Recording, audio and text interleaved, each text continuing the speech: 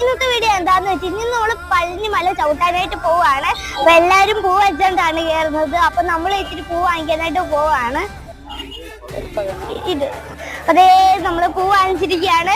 അപ്പൊ ഞാൻ ഇന്ന് വെച്ച് കാണിച്ചു തരാവേ, വെച്ചിട്ട് നമുക്ക് കാണാം. അതേ നമ്മള് പൂവൊക്കെ വാങ്ങിച്ച് തലയിലൊക്കെ വെച്ച് കഴിഞ്ഞ് കൊള്ളാക്കി താഴെ കമന്റ് ചെയ്യാൻ മറക്കരുത്.